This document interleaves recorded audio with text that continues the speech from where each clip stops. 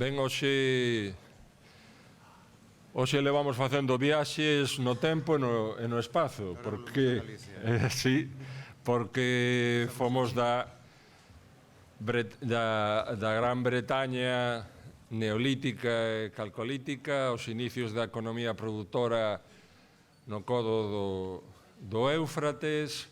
e agora, pois, esta última conferencia a cargo do profesor López Quiroga nos vai a introducir de novo nunha cuestión, nunha temática que xa foi a que se achegaron outros autores, que ten que ver con esas idades, non sei por qué, oscuras desde o punto de vista documentalista. Supoño que para os que vivían daquela non serían tan oscuras, versando sobre esta Galicia entre Idacio e San Rosendo. Así que, bueno, como vamos tarde, no voy a enredar. Muchas gracias, buenos días a todos. Yo quería empezar, como no puede ser de otra manera, agradeciendo a los organizadores de las jornadas, tanto al profesor Ramón Fábregas como a Víctor y a toda la gente de la organización y al Concello, esta continuidad en unas jornadas que ya es su 10ª edición, y sobre todo lo que nos sorprende, yo creo que lo hemos comentado todos los ponentes, la participación, el seguimiento, la gente, el interés que tiene, que hace que sea, si ya siempre una responsabilidad hablar, para mí como gallego, que aunque mi familia es toda de Galicia y suelo venir, no vengo a hablar tanto. Entonces, para mí supone una doble responsabilidad. También por ustedes, porque, como ya también se dijo aquí por parte de alguno de los ponentes, trabajamos con un dinero que es dinero de todos. Entonces, esta es una forma de revertir a la sociedad ese esfuerzo que se hace y que la gente vea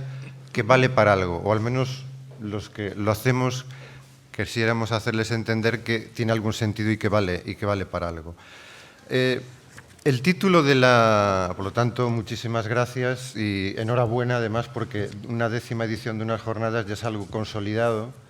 y muy, muy importante y una referencia en Galicia, como aquí se ha dicho también. El título de la intervención,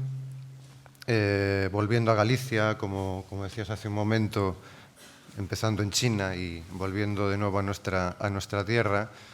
el título de esta intervención es absolutamente intencionado, aunque aparentemente pueda encerrar una contradicción. Es decir, Galicia entre Idacio y San Rosendo, una perspectiva arqueológica. Es decir, estamos tomando en la primera parte una referencia, que es una referencia cronológica, ya les adelanto en primer lugar. Idacio es un obispo nacido en Aquae Flavia, obispo de Aquae Flavia, nacido en la Quividas Limicoro, en la Limia, del siglo V, y su crónica, el texto que redactó, es la fuente principal prácticamente para una gran parte del siglo V, hasta los años 60 del siglo V, y San Rosendo, también obispo, es un gran terrateniente del siglo X. Entonces, ambos personajes enmarcan cronológicamente el tema de la intervención que voy a realizar. Y la perspectiva arqueológica se refiere en cierta medida a preguntarnos si es posible hoy en día, comparado con hace 20 años, cuando yo leí mi tesis doctoral, que la situación de la arqueología, en concreto de la arqueología medieval, era muy diferente, si podemos hoy en día hacer un discurso exclusivamente arqueológico, si este discurso arqueológico es realmente inteligible, si este discurso arqueológico entra en contradicción o complementa o confirma lo que desde el punto de vista histórico, es decir, de la documentación escrita, conocíamos. Y aquí entra también una cuestión en ese título de, por una parte, metodología y de tipo de fuentes. Es decir, el discurso histórico sobre este periodo, que hace un momento comentabas que es conocido como los tiempos oscuros, está lleno de mitos motores, de estereotipos. Ayer también se ha hablado aquí un poco de ello, de esta decadencia material respecto al mundo romano, un decaimiento, un mundo que prácticamente, en muchos sentidos, y así se ha escrito, e incluso hay quien todavía lo escribe, un retroceso. Incluso durante muchos años se pensó que Galicia no había sido romanizada. Tenemos ya evidencias, y ayer hemos visto una prueba de ello, de que no ha sido así, solo que lo que entendemos por romanización en cada territorio del Imperio Romano adquiere unas características diferentes y diversas que se adaptan a ese medio, pero eso no significa que no haya sido romanizada. Pongamos todas las comillas que queramos dentro de ese concepto. Por lo tanto, para entender el discurso, la presentación, o lo que voy a tratar de presentarles, no son tanto yacimientos, desde luego, ni mucho menos espectaculares, ni sitios concretos, sino procesos generales. Y entender en lo que es prácticamente un medio milenio, ya en medio milenio en una hora prácticamente es muy difícil de poder sintetizar, pero entender determinados procesos que nos hagan comprender cuál es la situación desde el punto de vista del tipo de fuentes, la información que nos proporcionan, los límites de esa información y cómo recurso a otro tipo de fuentes como es la arqueología, y finalizaremos con estudios más bioarqueológicos y bioantropológicos en último momento, qué es lo que nos pueden aportar respecto a lo que sabíamos sobre ese periodo. Por lo tanto, sí que va a ser una exposición que tiene un criterio cronológico más que temático. Para entender la situación de la arqueología medieval en Galicia, sobre todo para los que trabajamos este periodo, es necesario hacer referencia a Chamós o Lamas. También yo que voy a hacer referencia a determinados investigadores porque lo considero obligado a hacerlo, puesto que no partimos de cero, no partimos de la nada. Incluso cuando hablamos de la documentación hay propuestas interpretativas a la hora del estudio del poblamiento que no son muy diferentes a las que estamos viendo a partir del registro arqueológico. Os he puesto simplemente una imagen como una mera referencia de las visitas a las excavaciones de la Catedral de Santiago en los años 50 con Manuel Chamós o Lamas y Xosé Figueira Valverde, y pongo esta imagen para indicar un poco la situación de la arqueología en ese momento. Chamós o Lamas, que fue comisario provincial en Galicia, también director de Bellas Artes en los años 70, delegado de Bellas Artes para Galicia, tuvo en sus manos prácticamente los mejores yacimientos de Galicia, empezando por la propia Catedral de Santiago de Compostela, la iglesia de San Bartolomé de Rebordanes en Tui, el propio Castro de Viladonga, Santa Marina de Aguasanta, Siria Flavia, Temes, Times y un largo etcétera. Yacimientos que por sí solos son claves para comprender este periodo. Y en ese sentido, la situación de la arqueología o el concepto que se tenía de arqueología en ese momento, por supuesto, es muy diferente a la que es hoy en día. El registro estratigráfico, la secuencia estratigráfica no era esencialmente la preocupación fundamental, era más la búsqueda del objeto y de las estructuras monumentales, como en el caso de la Catedral de Santiago de Compostela, sobre la que volveremos más adelante. Y además un periodo, el de esos años, y que ha perdurado durante bastante tiempo, muy marcado, como decía hace un momento, por los mitos. Es decir, para el periodo esencialmente tardoantiguo, cualquier elemento, cualquier cosa que apareciera que se pudiera ubicar cronológicamente en los siglos V y VI era sistemáticamente suevo. Todo era suevo. Pues había iglesias suevas, había las laudas de estolas suevas, había elementos de vestimenta que aparecían en las tumbas suevas, había tumbas suevas, todo era asociado en una idea sobre la comprensión de ese periodo que relacionaba las áreas de asentamiento de los que conocemos como pueblos bárbaros, tendríamos que hablar más en un sentido más propio que germánicos, y hacer corresponder esas áreas de asentamiento con los lugares de los hallazgos. Y en el caso de la Galaequia, todo lo que se hallaba en ese periodo era sistemáticamente vinculado a los suevos. Las tumbas o las laudas, las conocidas como laudas de estola, por ejemplo, ya lo hemos publicado hace bastantes años, son simplemente inhumaciones que corresponden a élites eclesiásticas,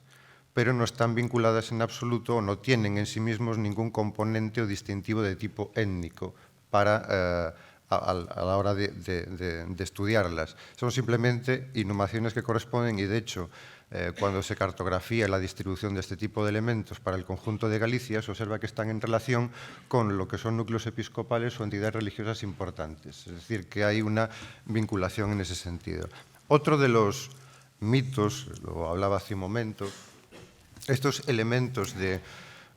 materiales de vestimenta que aparecen en las tumbas en algunos casos, en otros descontextualizados, se vinculan también o se han vinculado en muchas ocasiones con los suevos, con el mundo bárbaro, con los germanos. En la imagen pues están ahí un collar de cuentas de ámbar en forma de champiñón, allá Don Vigo, el famoso broche de bueo en el centro de Bamorto, a la derecha una figura tipo de ballesta tallada en Aquis Corkernis, en Baños de Bande, que se sitúa cronológicamente en el siglo V, otro broche tipo liriforme, dos a la izquierda abajo el de Moraime, y a la derecha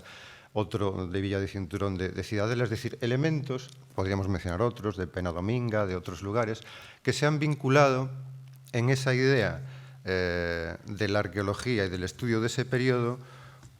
con ese también áreas de asentamiento y de implantación y objetos que se relacionaban con estos individuos.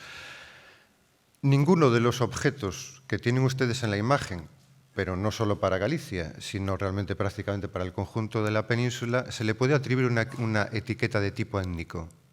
Yo pongo ahí la malicia de los objetos con la intencionalidad de decir que no son los objetos en sí mismos los que tienen esa malicia, sino que es la interpretación que de ellos hacemos. Y durante mucho tiempo la interpretación de este tipo de materiales ha tenido ese componente étnico, que ahora se llama identitario, o cuestiones del estudio de las identidades. No tienen per se ningún elemento, ni ninguno de estos objetos caracteriza, por ejemplo, el mundo funerario en la Galicia de época tardoantigua, y mucho menos alto medieval, cuando desaparecen este tipo de elementos. No son un elemento distintivo y característico. Lo cual no quiere decir esto que el collar, por ejemplo, voy a poner el ejemplo del que ven en la imagen a la izquierda, el collar de cuentas de ámbar que se ha hallado en una tumba femenina en Vigo,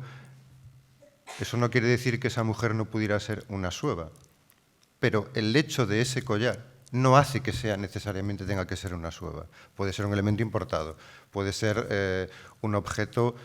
traído, sí, de fuera, pero no nos da un elemento distintivo de tipo étnico, sino nos da un elemento cronológico, como el broche de buey. Los tres elementos que tienen arriba, cronológicamente, se sitúan en las primeras decenias del siglo V, mientras que los que están abajo son del siglo VII. Son tipo de objetos que cronológicamente conocemos para ese momento. Pero no nos dan ningún elemento distintivo de ese tipo. Es decir, yo no conozco hasta la fecha ningún objeto que se pueda identificar como suevo en ese sentido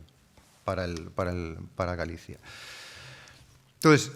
cuando hablamos de la Galicia de época de Idacio, también debemos tomar unos referentes espaciales y cronológicos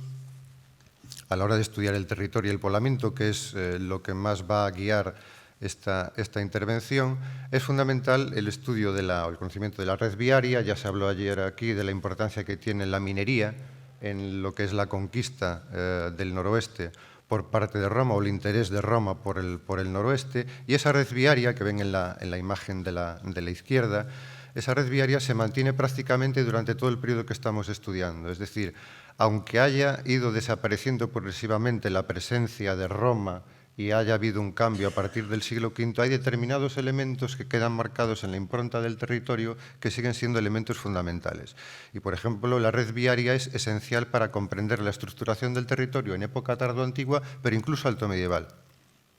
Galicia tiene la mayor concentración de miliarios de toda la península ibérica, y la mayor parte de esos miliarios son incluso de época tardorromana. Es decir, hay un mantenimiento de esa red viaria y persiste, porque esa red viaria son núcleos de comunicación, pero también son elementos que traen productos de fuera que van a ser muy importantes en el desarrollo de Galicia, por ejemplo, en época tardoantigua, en el mantenimiento de un cierto comercio. Hay estudios recientes ya sobre ello, lo veremos ahora en un momento, de ese mantenimiento de una actividad comercial o de intercambio y de comunicación, de distribución desde las zonas de la costa hacia el interior. En la imagen de la derecha, y sin extenderme demasiado, en el momento de la llegada de los suevos, llegada que, bueno, podríamos también hablar del concepto de invasiones. Invasiones las llamamos en España, en Portugal, en Francia y en Italia. Los alemanes los llaman migraciones de los pueblos germánicos. Para ellos son migraciones, para nosotros son invasiones. Bueno, pues probablemente ni una cosa ni la otra, porque aparte yo creo, y estando como prehistorio, creo que desde la prehistoria los movimientos de población han sido y son siempre constantes, y al final veremos incluso que los estudios bioantropológicos y bioarqueológicos están documentando, aun con toda la prudencia que tengamos que tener, este tipo de cuestiones. Pero el caso es que Idacio, con el que marca la primera parte del título de esta intervención, nos habla y es un interlocutor privilegiado con los suevos desde su obispado en Aquae Flavia, en Chaves, en el norte de Portugal. Y para sintetizar muy brevemente, a los suevos se supone o se habla de que en sorteo o por suerte le tocó el área de la Galequia, el núcleo básico territorial de implantación del reino suevo, que está ahí señalado con aquí en esta zona, es entre el bajo curso del Duero y esta zona, prácticamente lo coincide entre los núcleos de Braga y de Oporto, es lo que se considera el área o la base territorial donde estarían asentados la élite dirigente sueva. En esta franja territorial me importa que la retengan porque es un área que, siendo el núcleo o base territorial de lo que deberíamos más denominar como la monarquía militar sueva, más que como suevos, porque son distintos grupos y muchas veces entre ellos también enfrentados, es el núcleo básico en esta zona. Hacia el 400 o en el 455, en la conocida como Batalla del río Órbigo, cerca de Astorga, los suevos son derrotados por el rey Teodorico. Y desde ese momento prácticamente, y estamos hablando desde mediados del siglo V, el reino suevo pasa a ser un reino tutelado del visigodo, prácticamente. Es decir, la independencia política que podían haber mantenido hasta ese momento, a partir prácticamente desde mediados del V, entra en la órbita de expansión del reino suevo. Insisto, me importa que retengan esta zona que les indico que es lo que se considera la base nuclear y territorial en torno a Braga esencialmente, porque Braga se considera que sería su primera capital, y luego, tras precisamente la batalla del Órbigo en el 455, se viene a refugiar a Oporto, que sería el último bastión. Esta zona me interesa que la tengan ustedes en mente. En estos dos mapas, es para hablar de la situación, el contexto el del territorio de la Galequia del noroeste en el V en relación al conjunto de la península ibérica, y lo que están sombreados son zonas que en teoría quedan fuera del dominio de lo que es la expansión del reino godo ya desde mediados del V, finales del VI. Igualmente que en la imagen de la derecha, la división del conjunto de la península con las provincias, y lo pongo porque esta división provincial se mantiene y es la división provincial, incluso luego en diócesis, que se mantienen la jerarquía eclesiástica con la transformación en obispados, se mantiene esto como un elemento de estructuración del territorio prácticamente durante toda la época tardoantigua. A la hora de hablar del poblamiento, del paisaje y de los elementos que configuran los patrones de asentamiento esenciales en época tardoantigua, es necesario destacar, por encima de todo, la presencia del castro. Bueno, aquí, entre otros muchos, y no porque cronológicamente se sitúan en este momento, con la excepción de Viladonga, que ven en la imagen superior a la derecha, a la izquierda es Santa Tec, abajo es Santa Tec, que arriba es el castro de San Cibrán de Las, y a la derecha, también con una ocupación al principio del V, el de Santo Totomé, cerca de Orense, constituye un patrón bien conocido de asentamiento en altura que pervive, pero ignoramos bastante de cómo pervive este tipo o este patrón de asentamiento en época tardoantigua y alto medieval, porque lo que sí sabemos es que en la documentación alto medieval, en la documentación de los siglos IX al X, se mencionan los castros. Se mencionan, por ejemplo, en 28 ocasiones en el tumbo de Samos, que es el área territorial más o menos de la zona central de Lugo. Se mencionan unas 34 ocasiones en el tumbo de Sobrado, que es otra zona norte de Galicia. Más o menos unas cifras similares en el tumbo de Celanova, para la Galicia meridional. Es decir, y cuando se menciona la documentación, el castro se menciona con la ubicación de lo que son las villas, que hablaremos en un momento, subtus o supra, debajo o por encima. Subtus, y se ve, si analizamos cualquier fotografía aérea, y hay estudios de este tipo, la ubicación de las aldeas actuales en relación a los castros, muchas veces en las laderas, o iglesias que están en lo alto de los castros, que corresponden a veces con esta mención subtus castro. Es decir, el castro o los castros constituyen o siguen siendo un elemento que está en el paisaje, pero sería engañarnos a nosotros mismos decir que podemos hablar realmente de que constituya un elemento o un patrón de asentamiento fundamental en época tardoantigua o alto medieval. No sabemos si es un elemento residual de referencia para localización de esos nuevos núcleos de habitación, o si hay reocupaciones, como el caso de las dos imágenes de la derecha, en el caso de Viladonga o de Santo Tomé cerca de Orense, que sí que evidencian una ocupación, y en algunos otros sitios, estoy pensando en Saceda, el castro de Saceda en la provincia de Orense, con reocupaciones puntuales en el siglo V, pero desconocemos bastante de cuál sería el papel que jugarían. Lo que sí está claro es que a partir del siglo V y en época tardoantigua se configura un nuevo sistema de poblamiento. Hay un cambio en la vertebración y explotación del territorio, y en el caso de Galicia es muy importante el dinamismo que presenta la zona costera. La zona costera, lo decía al comienzo, en la que se van evidenciando cada vez más, porque también las secuencias cronológicas de las cerámicas y las fechas respecto de lo que sabíamos hace 25 o 30 años han ido avanzando y se han ido calibrando mucho mejor, y eso permite ver toda una serie de importaciones en el área costera de Galicia, el norte de Galicia, en toda la costa y en toda la costa atlántica, que evidencian contactos con otras zonas del Mediterráneo, hasta el momento en que esas producciones estandarizadas cortan en Oriente y se interrumpe. Es decir, ese elemento cronológico que tenemos para fechar determinados asentamientos, como es el caso de la villa romana de Toralla, excavada por Fermín Pérez Losada en Vigo,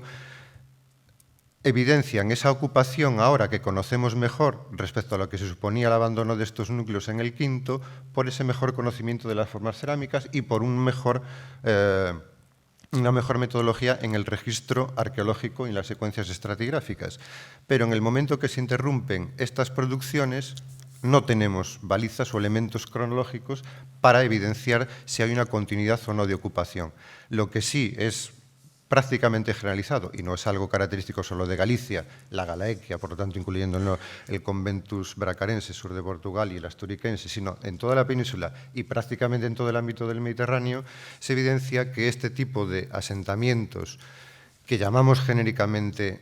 yo les estoy diciendo villae, pero habría que entrar también a determinar qué es lo que entendemos por villae. O sea, villae es una denominación genérica para un tipo de explotaciones agrarias en la zona de la costa con elementos de comercio, muchas tanquetas de salazón, de determinadas actividades productivas u otro tipo de actividades más de explotación agrícola en el interior,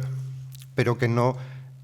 bajo ese término de villae se esconde toda una gran variedad de unidades tipológicas habitacionales y constructivas y de explotación del territorio. Pero este tipo de asentamientos sí que se evidencia cada vez con mayor claridad que perviven prácticamente durante toda época tardoantigua, abandonándose en distintas circunstancias, si miramos puntualmente uno u otro yacimiento, en el curso de los siglos VI y VII.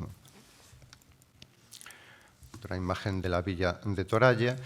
y un elemento, o sea, partiendo desde el punto de vista de poblamiento, de esa omnipresencia del castro, que en la documentación alto medieval sigue siendo un referente, ese cambio que supone a través de la conquista romana o la incorporación del noroeste en la órbita política y militar de Roma, con la explotación de las minas, como veíamos ayer, pero luego también con una vertebración del territorio a través de la red viaria y la conformación de unas bases estructurales de un sistema de poblamiento que cambia o es diferente respecto al que conocíamos. Sobre ese entramado, un elemento que sí es novedoso y que en este sentido hasta yo lo podría considerar más rupturista que cuando hablamos de la ruptura, que veremos en un momento, del siglo VIII con la invasión árabe. El cristianismo o la cristianización del territorio supone y va a suponer, sobre todo al final del periodo del que les estoy hablando, a la altura del siglo X y luego, por supuesto, de forma muy clara en el siglo XII con la implantación de la red parroquial, supone un elemento muy importante a la hora del estudio del territorio y del poblamiento. O sea, no solo desde el punto de vista ideológico, el arqueólogo en estas cuestiones no puede entrar, pero sí supone un cambio importante. Un cambio importante porque, como les indicaba al principio, esa vertebración y estructuración del territorio a partir de la red viaria romana y un sistema de poblamiento característico es el entramado es la malla sobre la que se va a tejer el proceso de cristianización del territorio. Sin poder entrar en el detalle de cada punto que ven en la imagen, porque como decía al comienzo, lo que me interesa es hablar de procesos generales en el estudio global del territorio y de los cambios que se van produciendo, si se fijan en la imagen de la izquierda, prácticamente está calcando esa presencia de determinados elementos que podemos vincular con edificios de culto, en los que están diferenciados aquellos que tienen una evidencia arqueológica de aquellos que simplemente es vestigio de un capitel, es decir, elementos aislados que no tienen una contextualización, pero sí que lo que marcan es en torno a la red viaria y a los núcleos romanos principales. Ahí en la imagen prácticamente están viendo a la izquierda las tres capitales, Lucus Augusti, Brácora Augusta y Astúrica Augusta. Y en su territorio, en o suburbium, implantación de edificios de culto cristiano, como también comienza a ver en estos núcleos. Urbano, el único para Galicia, Lucus Augusti, sobre el que lo veremos más adelante. En la imagen de la derecha, poniéndolos en relación con lo que conocemos como aglomeraciones secundarias, es decir, núcleos de poblamiento que no son explotaciones agrícolas rurales que conocemos como villae, pero tampoco son núcleos urbanos como Lucus Augusti, sino que son lugares como Iria Flavia o como Tude o como Aquae Squerquerne, es decir, asentamientos que tienen unas determinadas dimensiones pero que no son ni urbanos ni rurales, están en un término medio. Siguen marcando en el conjunto del territorio, sigue estando marcado por esa malla, ese entramado que conocemos para época romana. Y es evidente, y esto también ha sido una constante en la investigación arqueológica o en la arqueología medieval gallega de hace años, la gallega, la española y la europea, la monumentalidad ha sido siempre uno de los elementos que más ha llamado la atención y, por lo tanto, el estudio de las iglesias o esta omnipresencia del estudio de las iglesias o de la cristianización como un elemento que pauta una serie de cambios en el estudio del territorio, viene determinado también por ese enfoque en un concepto de la arqueología de estudiar más la monumentalidad, por lo tanto, en este caso los edificios de culto, pero también en el caso de las villae, cuando se estudiaban los mosaicos, las grandes estancias con peristilo, es decir, un enfoque concreto que iba más hacia la monumentalidad y a esa arquitectura de las élites que a las de otras clases sociales, como veremos más adelante, que se puede evidenciar actualmente a partir del registro arqueológico en Galicia. He traído el ejemplo de Santa Eulalia en la provincia de Lugo, no lejos de Lugo, como un ejemplo de esta edilicia. Hay multitud de interpretaciones. Se ha leído recientemente una tesis doctoral sobre Santa Eulalia de Bóveda en la Universidad Autónoma de Madrid, dirigida por la profesora Carmen Fernández Ochoa, y siempre ha dado lugar a mucho tipo de interpretaciones. Se sitúa cronológicamente, incluso las pinturas entre final del cuarto del quinto, se dice que es un ninfeo transformado luego en un espacio de culto cristiano. Siempre hay estos problemas de cronología. Y sobre estos lugares, sean cultuales, como en el caso de Santa Eulalia, sean habitacionales, como en el caso de Medeiros, en la ermita de San Salvador das Rozas, en la provincia de Orense, no lejos de Verín.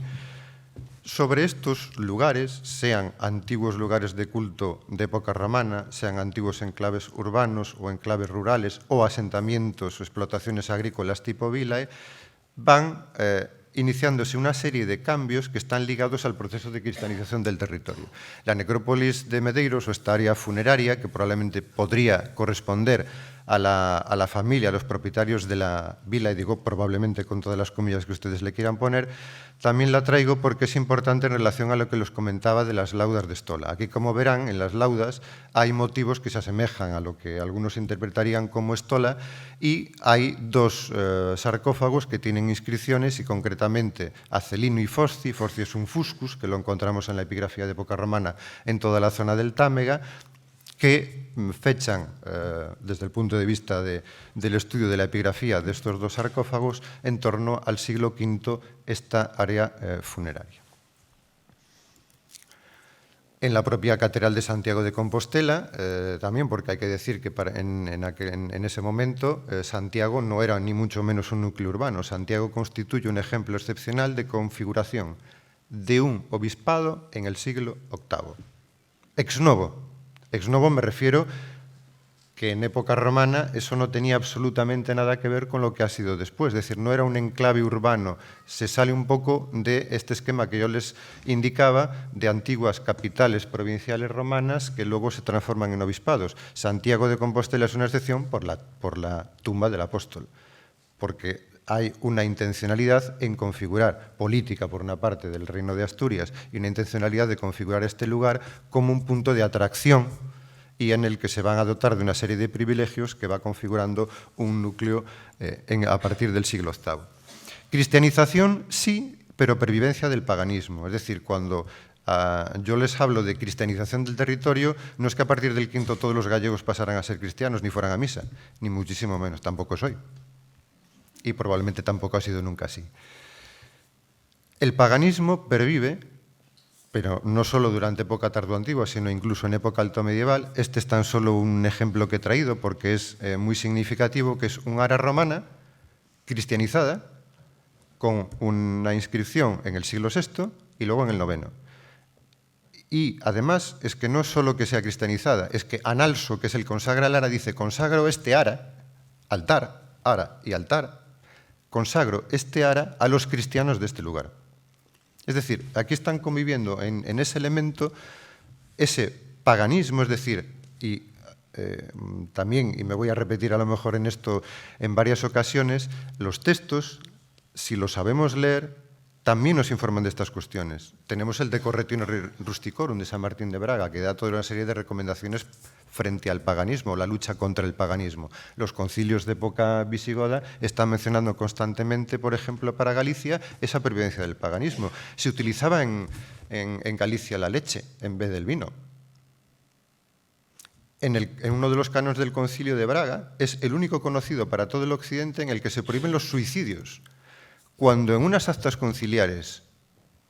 se registra y se prohíbe eso, es porque existía una práctica no excepcional, si no, no se pone por escrito.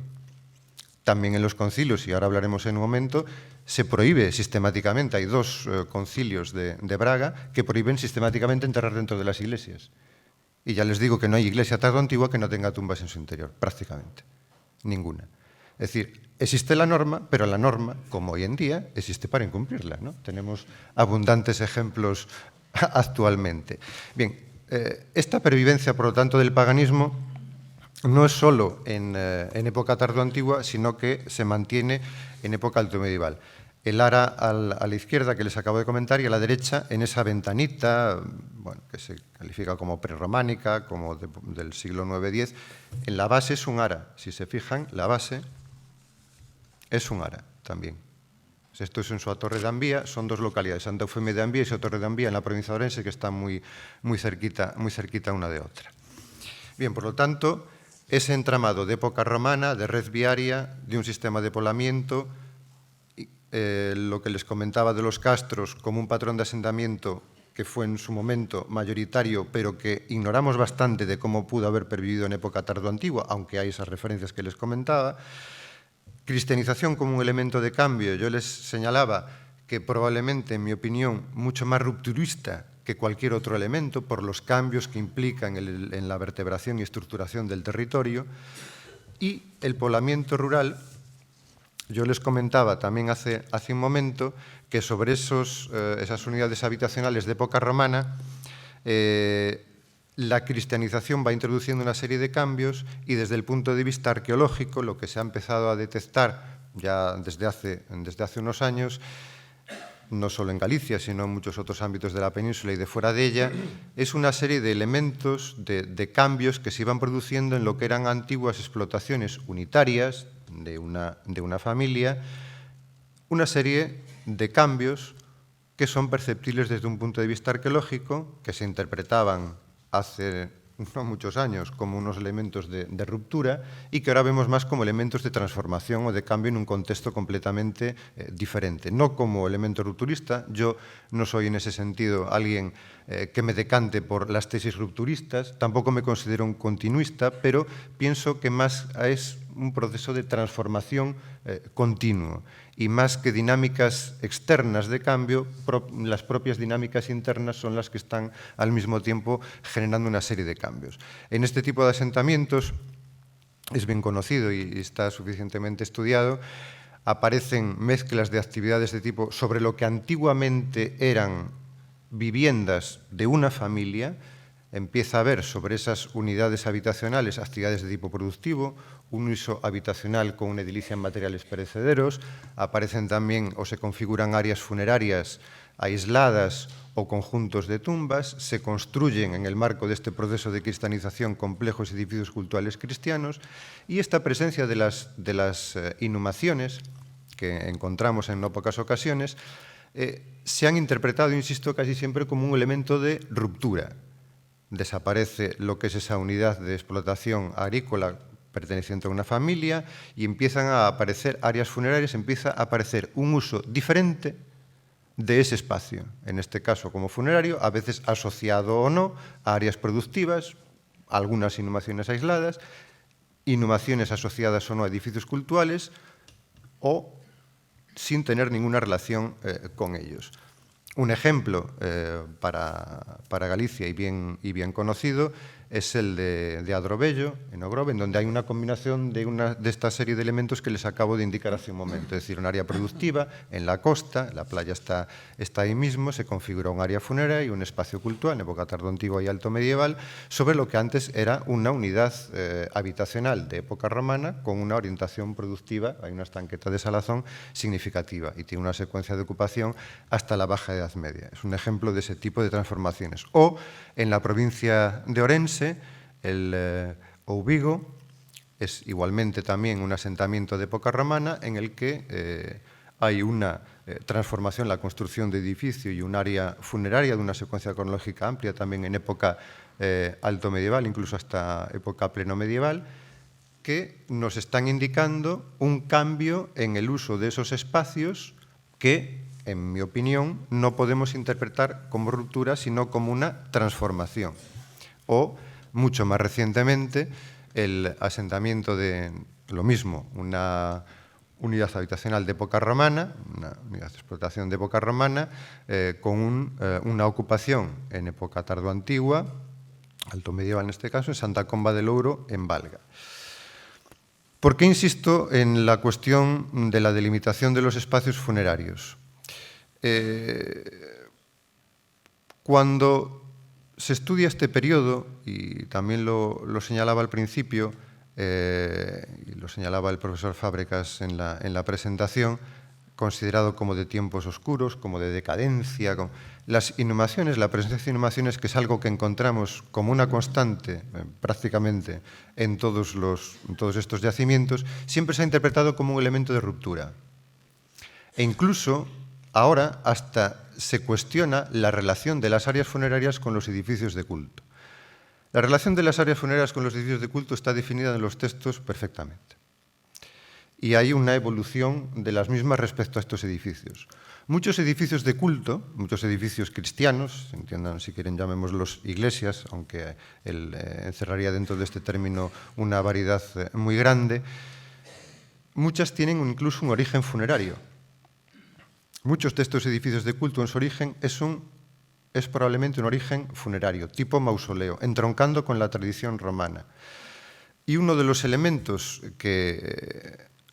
conlleva la evolución de ese edificio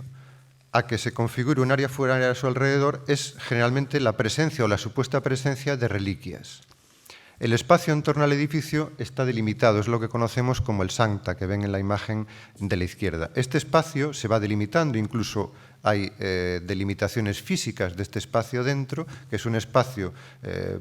de entre 30 pasos a 3 millas, como se menciona en uno de los documentos, el tumba de Santiago de Compostela. Este espacio que está delimitado, es decir, que este espacio se empieza a ir regulando desde época tardoantigua. Otra cosa, como les señalaba hace un momento, es que, aunque se prohíbe sistemáticamente enterrar dentro de las iglesias, se entierra sistemáticamente dentro de las iglesias. Pero sí que se produce un cambio cuando esa prohibición de enterrar a las iglesias, cuando hay esta delimitación de lo que es el espacio del atrio, sí se entierra en el atrio y no dentro, generalmente. O sea, la presencia de inhumaciones en el interior de las iglesias es más una evidencia cronológica de tardoantigüedad que de alta edad media.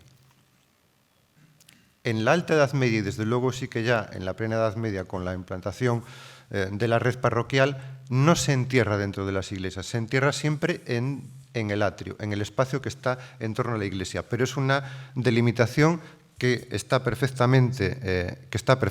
acotada, y podemos establecer toda una tipología de inhumaciones en torno a estos edificios que, como les comento,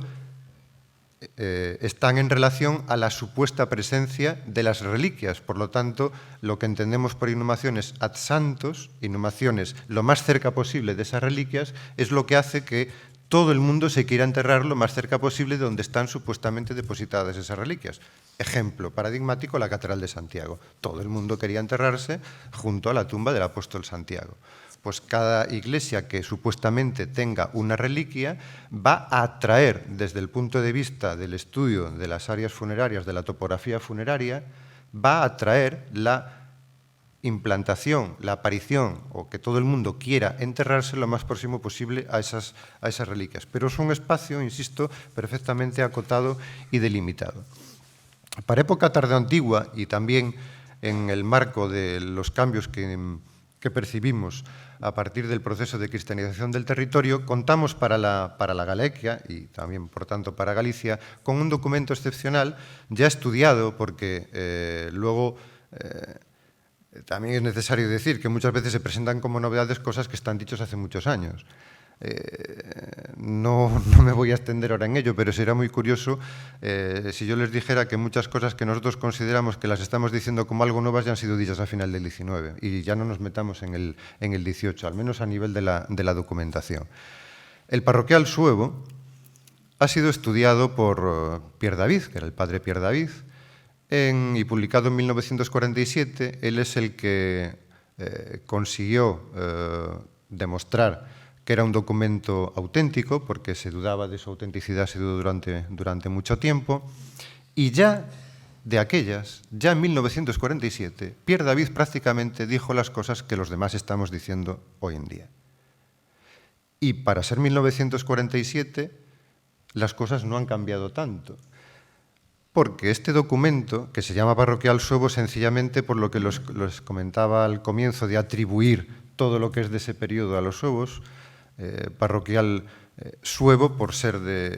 se circunscribe al área territorial donde estarían instalados los suevos,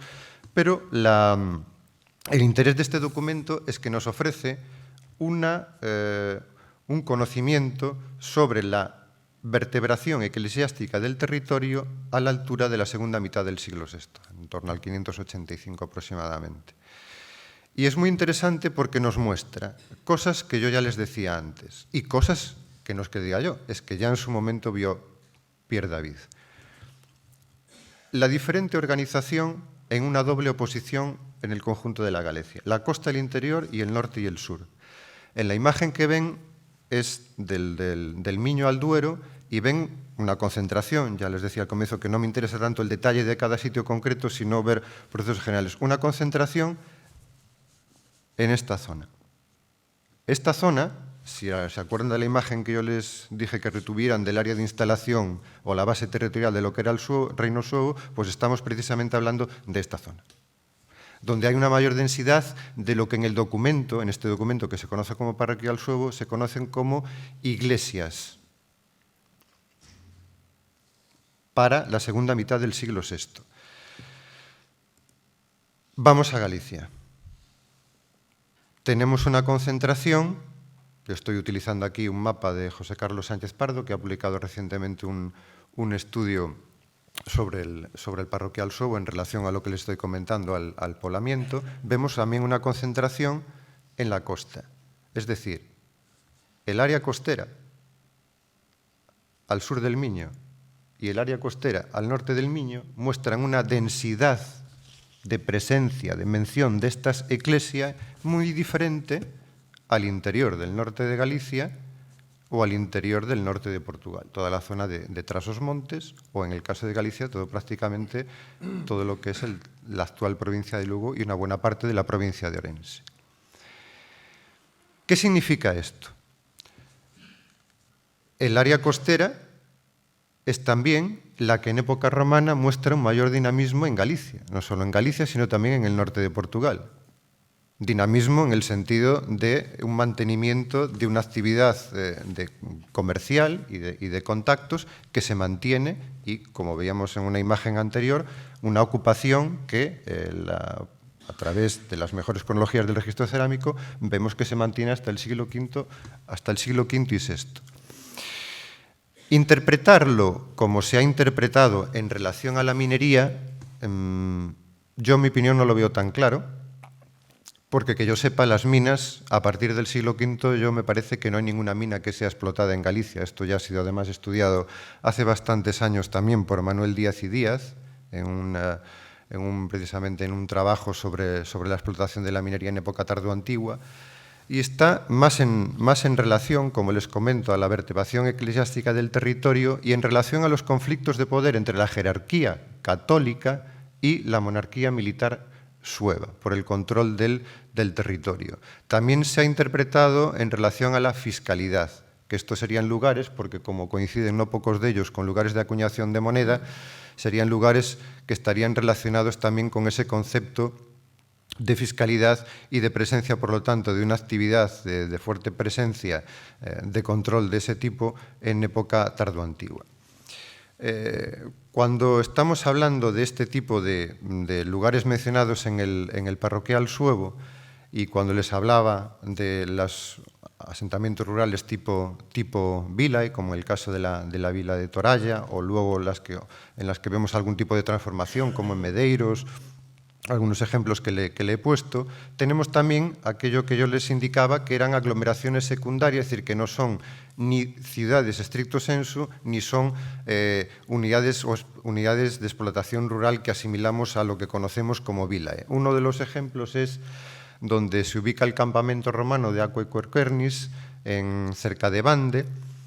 campamento, yo no soy experto en época romana, un campamento que está en la época imperial para la construcción, el mantenimiento de la vía romana. Esto está perfectamente estudiado, pero en el que luego continúa habiendo un asentamiento que, como mi opinión, desarrolla más como un tipo vicus. Vicus porque además también, no solo por la documentación, sino por ciertas evidencias, sabemos que hay tres iglesias, una dedicada a San Juan y otra dedicada a San Martín en uno de los extremos del vicus que se desarrolla a partir del campamento, y ni más ni menos que abajo tenemos la iglesia de Santa Comba de Bande, que esencialmente en su origen es más, y volveremos un poquito más adelante sobre ella, es en esencia un monumento o un edificio que tiene un origen de tipo funerario. Entonces, es necesario entender la evolución de todo este espacio en el marco de este proceso de presencia cada vez mayor de esos elementos de transformación que están ligados al proceso de cristianización del territorio y a la evolución de estos núcleos con la presencia de determinados elementos que van configurando un desarrollo en época tardoantigua e incluso alto medieval. Para el estudio del territorio, hace aproximadamente unos 20 años, cuando ya publiqué, leí y luego publiqué la tesis doctoral, hice una serie con el estado de la investigación que teníamos en ese momento, una propuesta de estudio del territorio combinando precisamente lo que es el estudio en conjunto de toda el área de la Galaequia con la elección de determinados lugares, de determinadas zonas que, por el tipo de información, sea textual o arqueológica, fueran susceptibles de ofrecer una cierta información sobre la evolución del territorio. Una de ellas, y no me voy a extender en detalle, simplemente lo quiero mostrar a nivel de un elemento de tipo de estudio del territorio desde ese punto de vista microrregional, es la zona del Alto Limia, donde se implanta precisamente el monasterio de Celanova, para mostrar la densidad de ocupación que muestra la documentación de época alto medieval respecto a épocas anteriores a partir de evidencias arqueológicas y cómo la implantación de ese monasterio en el siglo X condiciona la estructuración del territorio. Es algo que se ve mucho más claro, si quieren, en el Valle del Alto Támega. Chávez está aquí abajo, este es el Valle del Támega, en donde en época romana hay una amplia implantación más ligada a la zona de valle, que continúa en parte en época tardoantigua, pero fíjense, para época altomedieval, a partir de la documentación mencionada en el tumbo de Celanova, los círculos son villas mencionadas en la documentación de Celanova, mientras que, en concreto, estos elementos son conjuntos de áreas funerarias excavadas en la roca, que en general no tienen el mismo tipo de ubicación que estos otros. Es decir, no se trata de una contradicción entre el tipo de información, sino que nos está complementando para ese mismo momento una secuencia más amplia desde el punto de vista espacial, de ocupación del territorio, porque la documentación altomedieval menciona estos lugares, pero la mayor parte de los que aquí están indicados no se mencionarán ni en el siglo XI, ni en el XII, ni en el XIII. Son lugares que han quedado abandonados en algún momento indeterminado de la alta o de la plena Edad Media. Si vamos a en época altomedieval, en la Galicia de época de San Rosendo, San Rosendo se puede considerar para ese momento como un gran terrateniente para Galicia. Prácticamente tenía propiedades por herencia de sus padres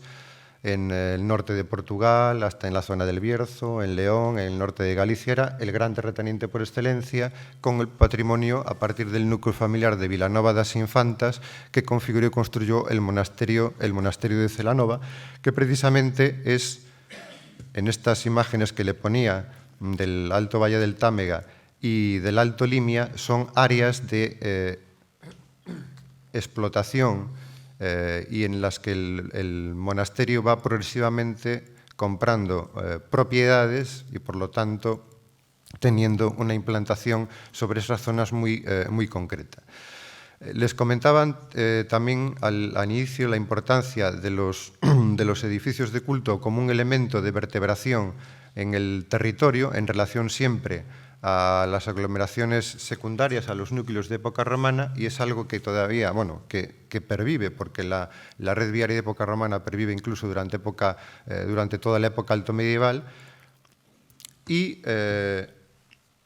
estos elementos en época altomedieval, les indicaba también que precisamente Santiago constituye uno de los elementos paradigmáticos de configuración de un núcleo que se puede considerar un núcleo episcopal esnovo en el siglo VIII, a partir de las sucesivas donaciones en torno al sepulcro del apóstol Santiago. Las excavaciones efectuadas en la catedral evidenciaron la existencia de un área funeraria de época tardoantigua y diversos elementos, porque esto ha sido reestudiado posteriormente en torno a lo que es el edículo apostólico, los restos de la muralla defensiva del 9-10 y además la construcción, la Basílica de Alfonso III, pero también los restos de la anterior, porque hay un baptisterio de la iglesia de Alfonso II en principios del VIII. Son distintos elementos que han aparecido en este caso concreto, restos constructivos que relacionan con el monasterio de San Pedro de Antaltares, y lo que se interpreta ahora como la construcción, restos de construcciones que se vincularían al palacio episcopal bajo el brazo sur de la catedral. Uno de los elementos que también ha marcado el estudio del poblamiento del territorio para época tardoantigua y particularmente altomedieval es otro de los considerados mitos motores explicativos para este momento, que es la conocida como despoblación y repoblación del Valle del Duero. Es decir, en el 711 se produce lo que se conoce como la invasión árabo-bereber y durante mucho tiempo han marcado un elemento de ruptura radical entre época tardoantigua y altomedieval. Yo les pongo esta imagen porque es a partir de un documento del censual del obispo don Pedro de Braga que da la red de iglesias dependientes de la diócesis de Braga para finales del siglo XI, lo que nos muestra para finales del siglo XI una densidad de ocupación de iglesias que desde luego no es una ocupación de ayer mismo. Es decir, esa densa malla de iglesias no se construye de la noche a la mañana. O sea, es una evidencia, y volvemos a lo mismo, a lo que yo les comentaba de esa zona de la base territorial del Reino Suevo, la zona que mostraba un mayor dinamismo con el parroquial suevo, pero también, si nos vamos a época romana, esa zona en donde hay una densidad de ocupación en las áreas de costa muy ligadas al comercio y al dinamismo, es, en el caso del censual para toda la zona en torno de Braga, esa densidad de iglesias parroquiales. Es decir, esa es una imagen que quizás es una de las imágenes más claras que se puede evidenciar contra la idolatría de la despoblación y repoblación del Valle del Duero, que durante mucho tiempo ha marcado el estudio de este periodo, esa ruptura que es inexistente, que sabemos que es inexistente. Aparte del mundo rural, porque con el que he empezado y es mayoritario en Galicia, más allá de eso que llamamos vilae, existen, como les indicaba, aglomeraciones secundarias y lo que consideramos enclaves urbanos. En el caso de Galicia, único enclave urbano, Lugo, voy a ir ahora un poco más rápido, Lugo es la capital del conventus luquense, el único enclave urbano como tal que podemos considerar para Galicia en ese momento. Luego hay aglomeraciones secundarias que han sido transformadas a obispados y nuestro conocimiento sobre el Lugo tardoantiguo es muy escaso. En las excavaciones más recientes se han ido detectando algunos elementos que se pueden vincular con muchas reservas a esa época tardoantigua, como en las excavaciones en la Rúa da Cruz, la presencia de un horno de fundición que se vincula a este momento, una calzada así ambiguamente indicada como tardorromana y algún elemento cerámico, también alguna reutilización y remodelación de estancias con una edilicia en materiales perecederos en época tardía en el caso de la Rúa da Cruz o un horno para actividades de tipo metalúrgico artesanal en la Rúa Nova, que en estos últimos años han ido apareciendo estos elementos respecto a los ya conocidos en la necrópolis de San Roque, en el exterior de las murallas, en donde también hay un horno que está vigente prácticamente o en actividad hasta el siglo VII, pero es muy poco lo que se conoce. Eso sí, lo que yo, cuando estaba haciendo la tesis, escuchaba sistemáticamente a no pocos arqueólogos de que, en relación a lo que les comentaba de la invasión árabe, que el siglo VIII supone un estrato de cenizas brutal, que cubre todos los lugares. Yo nunca he visto todavía publicado ningún estrato de cenizas, no en Galicia, sino en ningún otro lugar. Pero esto era muy común escucharlo. Vamos, yo lo he escuchado muchas veces y no voy a decir, por supuesto, el nombre, pero era una idea muy, muy extendida, la de esta ruptura en el siglo VIII. Aún con todas las evidencias fragmentarias que les acabo de mostrar para Lugo, no se evidencia en ningún caso un estrato de cenizas que cubría todos los núcleos, ¿no? Como consecuencia de la destrucción que habría conllevado la invasión árabe y, primero, la invasión de los suevos. Tui es otro núcleo que no podemos considerar, desde luego, al mismo nivel que Lugo, que es la capital del conventus, pero Tui sí que va a adquirir un desarrollo muy importante en época tardoantigua y concretamente en el siglo VII a inicios del VIII. Se considera, o hay algunos elementos, una documentación que habla de que podía haber sido residencia de Bitiza en ese momento, y su implantación, a diferencia de la de Lugo, en la que todo se desarrolla en el interior de las murallas, Tui es más un ejemplo de un asentamiento doble en una parte alta, como si fuera una dípolis, con todas las comillas que ustedes le quieran poner, pero como un doble asentamiento. En la llanura es el área en donde se encuentran una serie de restos romanos, entre ellos donde se ubica la iglesia de San Bartolomé de Rebordanes, excavada por Chamosolamas, que sí que tiene fases de época tardoantigua, y lo que se interpreta o se supone que sería el Castellum Tide o el Castellum Tude en la parte alta donde está el casco antiguo. Tui sí que adquiere una relevancia importante en ese momento, lo vemos también por las acuñaciones monetarias, y en el caso de Orense, aunque no están o solo están parcialmente publicadas, las excavaciones realizadas bajo el actual Museo Arqueológico Provincial de la ciudad han dado algunas evidencias. Ya le digo que están parcialmente solo publicados sus resultados en el homenaje a Fernando Acuña en Portugalia, que ha salido recientemente. Están publicados precisamente algunos de los elementos que podemos asociar a este momento tardo antiguo y alto medieval, como lo que en la izquierda se interpreta como los restos de un posible baptisterio que se vincularía a ese momento de la configuración de la sede episcopal auriense en torno al siglo VI o mediados del siglo VI, y también un área funeraria que tiene una secuencia amplia de época tardo antiguo y alto medieval que continúa en la actual Plaza de la Madalena, al lado de la iglesia de Santa María Madre, donde había excavado ya hace unos años Julio Rodríguez y encontrado una parte de lo que sería esta área funeraria. Bien, hasta aquí lo que hemos visto, digamos, es también lo que yo veía hace aproximadamente 20 años y cómo se enfocaba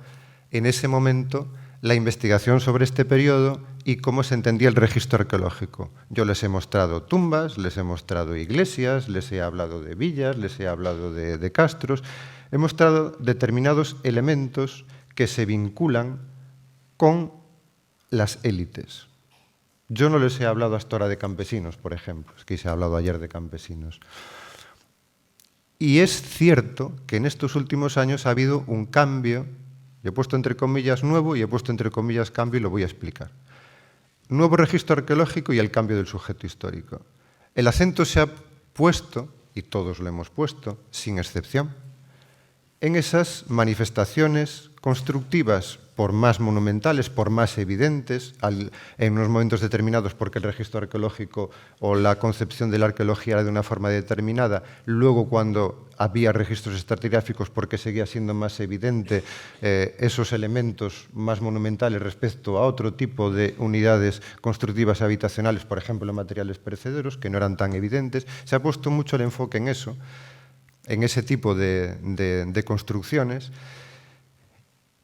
Y hay, en cierta medida, ahora un cambio de sujeto histórico poniendo el acento en los espacios y las unidades habitacionales que se vincularían dentro del mundo rural al ámbito campesino y a lo que serían la configuración de las aldeas. Es un cambio que se ha producido recientemente y que nos ha dado nuevos registros. Yo pongo nuevos porque yo considero que no son tan nuevos, pero sí considero que en cierta medida se ha producido un cambio, o sea, el enfoque, el objetivo de nuestra cámara fotográfica, el objetivo lo hemos desplazado de algún modo. Y esto está ligado, voy a empezar, ya sé que no tengo mucho tiempo, con cambios en la metodología de excavación, con cambios en las metodologías de registro, con la introducción de nuevas metodologías. La arqueología de la arquitectura, por ejemplo, es una de ellas, y la arqueología de la arquitectura, por ejemplo, en el caso de la iglesia de Santa Comba de Bande, de las que le hablaba hace un momento cuando les comentaba el yacimiento de Aquae Quercernis y su evolución o posible transformación como un vicus, la arqueología de la arquitectura es un método de investigación que es la aplicación sobre la cota cero, es decir, a las estructuras murarias constructivas, de un método de registro arqueológico en unidades estratigráficas, pero en este caso, en vez de ser unidades estratigráficas bajo la cota cero, al ser sobre la cota cero son unidades estratigráficas murarias. Por lo tanto, se hace una lectura de las fases constructivas de ese edificio a lo largo del tiempo. Esto es lo que hacían los historiadores del arte hace un siglo. Porque en 2019, por ejemplo, será el centenario de la publicación del famoso libro de Gómez Moreno sobre las iglesias mozárabes, y los historiadores del arte toda la vida lo que han distinguido son fases constructivas de los edificios. Porque, a mi entender, y si no que se me corrija, no conozco ningún historiador del arte que diga que la iglesia que ustedes ven ahí es del siglo VII tal cual la ven ahí.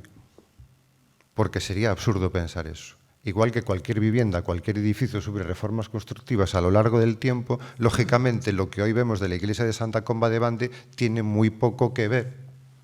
con lo que sería en el momento en que se construyó. Pero eso no quiere decir que esa lectura que hacemos de paramentos, con una metodología minuciosa, rigurosa y que aporta además datos muy importantes sobre esa secuencia constructiva del edificio, eso no contradice ni quiere decir al tiempo que esa iglesia no haya sido construida en el siglo VII. Como la documentación alto medieval, esto es lo que le digo, lo que se suele hacer en arqueología de la arquitectura. Hacer una lectura muraria de estos paramentos y establecer luego una secuencia cronológica a partir de la misma, diferenciándola por colores, aplicando ese criterio de lectura estratigráfica a esa evolución constructiva del edificio. Les decía que eso no quiere decir que no haya sido construida en el siglo VII. Eso solo las excavaciones arqueológicas, si existen los restos de la edificación, os lo podría decir. Pero el caso es que, igual que Santa Comba de Bande, este es un debate en el que ahora no podemos entrar, porque la aplicación de la metodología de la arquitectura al estudio de determinados edificios tardoantiguos, concretamente del siglo VII en la península, ha supuesto un cambio radical, pero radical, en el estudio de estos edificios que son desplazados prácticamente ahora post-711. A raíz del estudio concretamente de Santa María de Melque. Muchos de estos edificios, que a algunos les sonarán porque se pueden ver en muchos manuales, en libros de historia del arte, son edificios significativos que se fechaban en el siglo VII, Santa Comba, San Pedro de la Nave, San Juan de Baños, Santa María de Melque, que es un poco el origen del cambio de esta tendencia, Montelios en el norte de Portugal o San Jau de Nazaré al sur del Duero. La lectura por arqueología de la arquitectura de estos edificios da una cronología de lo que vemos del siglo IX-X. En no pocos de ellos, falta Melque, pero hay dataciones de carbono 14 que no están aquí reflejadas. Santa Comba de Bande, los análisis de termoluminiscencia de los ladrillos dan segunda mitad del octavo. Hay un documento del 872 del tumbo de Celanova que menciona la iglesia de Santa Columba construida 200 años antes. 200 años del 872, 772, 672. En el caso de San Pedro de la Nave, los análisis de uno de los fragmentos de la viga de madera da una cronología, por dendrocronología, el análisis del siglo VII. En el caso de San Juan de Baños, tenemos una inscripción del siglo VII, de quien la consagró. Melque, que no está indicado, como le digo, hay dataciones de carbono 14 también de la segunda mitad del VII. En Frutuoso de Montelios también tenemos por epigrafía elementos del siglo VII. Es decir, ¿qué significa esto? ¿Esto es una contradicción? No. La arqueología de la arquitectura, con esa lectura de esa secuencia constructiva, nos está ofreciendo nuevos elementos interesantísimos, con una metodología rigurosa, pero que no entra, en mi opinión, en contradicción con que esos edificios tengan un origen en el siglo VII. En el caso, además, de Santa María de Melque, es que las dataciones de carbono 14 dan de finales del siglo VII. Lo que sencillamente tenemos es una evolución en el tiempo de ese edificio. Y lo que vemos hoy en día se parece muy poco, lógicamente, a lo que era el original. Bueno, dejando la arqueología de la arquitectura y en esta elaboración del nuevo registro arqueológico y del cambio del sujeto histórico, de poner nuestro enfoque no sobre esta arquitectura o actividad constructiva ligada a las élites, sean laicas o eclesiásticas, y poniendo el acento sobre los espacios más aldeanos y comunidades campesinas,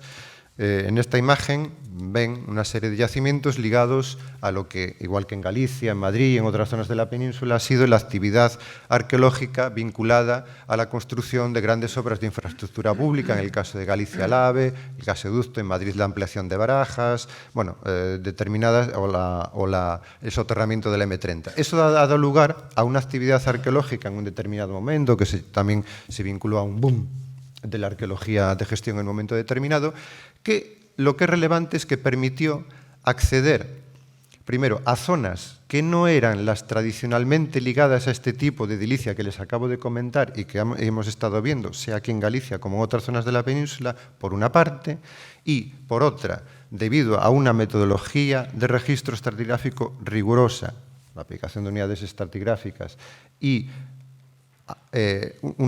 un concepto diferente a la hora de abordar este tipo de asentamientos, ha permitido visualizar elementos que antes para nosotros eran invisibles. Me refiero, por ejemplo, concretamente a las estructuras en madera o, en el caso de la región de Madrid, a todos los fondos de cabaña que han venido apareciendo en este tipo de excavaciones. Estructuras que antes eran invisibles porque no teníamos constancia, no habíamos documentado este tipo de estructuras, pero también porque las zonas donde se han realizado estas excavaciones no están ligadas directamente a estas áreas de implantación que yo les indicaba al comienzo de lo que es el sistema de poblamiento romano en torno a determinadas redes viarias, en determinadas explotaciones agrícolas. Es decir, complementa en cierta medida esa información. Vale. Esta imagen que ven, ya estoy casi, esta imagen que ven no es muy diferente a la que les muestro de los yacimientos objeto de actuación, bueno, en este caso por parte del Laboratorio de Patrimonio de la Universidad de Santiago de Compostela, CSIC, de yacimientos altomedievales. Y uno de los elementos que le comentaba que ha permitido conocer este nuevo registro arqueológico es lo que se ha llamado aldeas y comunidades aldeanas. Yo lo de comunidades aldeanas lo pongo en cuestión porque como medievalista y de formación en origen documentalista, la comunidad de aldea solo es pleno medieval. El término comunidad de aldea. Cuando hablamos de comunidades aldeanas sería necesario definir qué entendemos por ellas, porque muchas veces utilizamos las palabras, igual que lo que les decía de vilae. Yo mismo la he utilizado, les he dicho vilae, pero vilae engloba una diversidad funcional y tipológica inmensa. No todos son vilae. Bueno, tampoco todos son aldeas o comunidades aldeanas. Es decir, lógicamente, en este cambio que se está produciendo, también es necesario que definamos los contenidos de aquello que estamos, bueno, como tengo que ir rápido, este es simplemente en el yacimiento de Apousada, en Santiago de Compostela, cómo se ha evidenciado en función de este nuevo método de registro, este cambio también del enfoque, una secuencia ocupacional muy amplia desde época tardoantigua hasta la Baja Edad Media, en algunos momentos vinculada a este tipo de estructuras en materiales perecederos, fondos de cabaña. En San Vítor de Abrasacova, en Parado do Sil, por ejemplo, se ha excavado también recientemente un asentamiento de tumbas excavadas en la roca,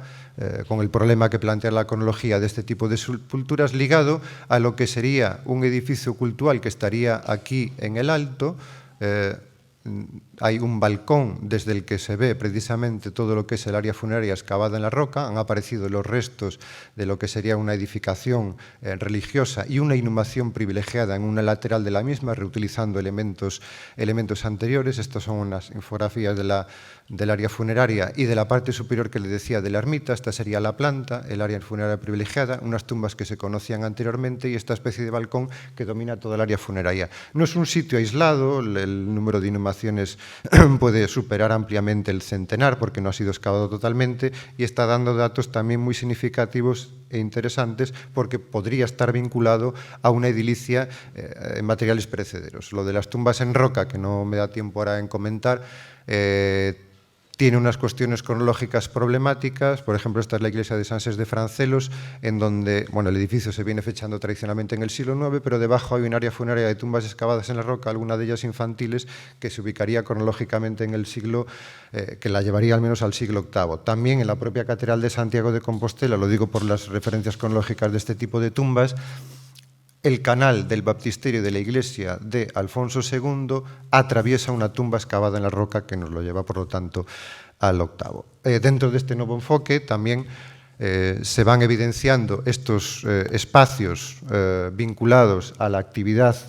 campesina, como la documentación refleja de lo que es una explotación extensiva del territorio, combinada en ocasiones con una explotación intensiva del mismo. Y, por lo tanto, se han hecho estudios, en el caso del yacimiento de Ocoto do Castrelo, de trazas o restos de arado de labores agrícolas de época alto medieval. No tenemos ahora tiempo para extendernos, pero forma parte aquí una tabla con terrazas y espacios de cultivo para distintas zonas de Galicia que, como verán, fechadas de distintas épocas, desde época tardoantigua, época alto medieval y época pleno medieval, fechadas por muestras de materia orgánica a través de carbono 14 con la datación calibrada, bien sea por paleosuelos o sedimentos en acumulación primaria secundaria. Y uno de los elementos, y ya concluyo de verdad con esto, que en mi opinión sí que puede renovar sustancialmente, aparte de los que le acabo de indicar, son los estudios bioantropológicos y bioarqueológicos. Y en concreto, para Galicia, es de destacar el trabajo en este sentido de Olaya López Costas, que ha realizado su tesis doctoral recientemente en la Universidad de Granada, reestudiando los conjuntos funerarios de dos yacimientos importantes. Uno yo ya se lo mostré, que es el de Ouvigo, en Blancos, en la provincia de Orense, y el otro es el de la Lanzada en el Grove, en la provincia de Pontevedra. El estudio, precisamente, bueno, hay un doble área funeraria de época romana, hay un asentamiento ya de bronce final, de hierro incluso, y luego un área funeraria de época romana y de época posromana, y este estudio, que muestra una tipología clásica de inhumaciones para época romana, en tégula, denominadas a capuchina, prismático-triangulares, de sección rectangular, etcétera, combinadas también con alguna fase de incineración, ha dado cuestiones interesantes, pero que también nos hacen ser prudentes a la hora de valorar todavía estos datos. Por ejemplo, se habla o hay un cambio que es evidente, que puede estar ligado al cristianismo o no, en el cambio de la orientación de las inhumaciones, norte-sur en época romana, este-oeste en época tardoantigua o en época posromana, y también en la propia tipología de las inhumaciones, que serán todas ya de inhumación a partir del siglo V, en época tardoantigua, pero con las frecuentes reutilizaciones. Ella estudió aproximadamente, en el caso de la Lanzada, son 59 enterramientos, son unos 38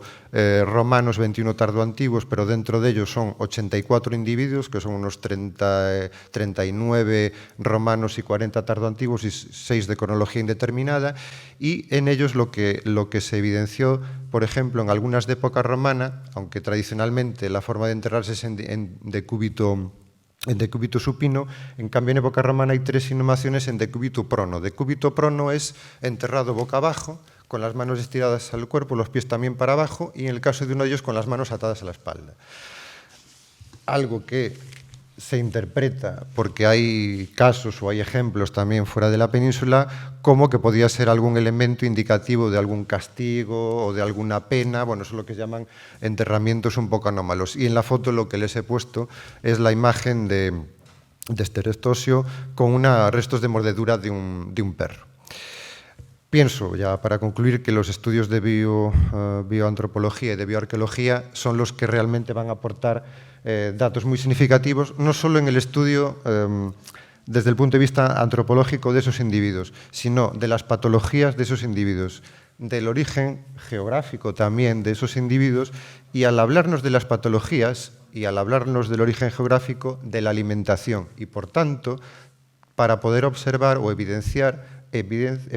desigualdades sociales o no a partir de los individuos enterrados en un área funeraria. Muchas veces vemos inhumaciones más monumentales, inhumaciones más pobres, que decimos puede corresponder socialmente a cuestiones diferentes. Bien, este es un elemento que nos puede ayudar a ver si también, incluso a partir de la dieta, de la alimentación, conjugado con el estudio de la topografía de la propia área funeraria, nos puede aportar elementos interesantes respecto a esa desigualdad social o incluso al propio estatus social de los individuos inhumados en estas áreas funerarias. Bueno, nada más, muchas gracias y perdón por el retraso.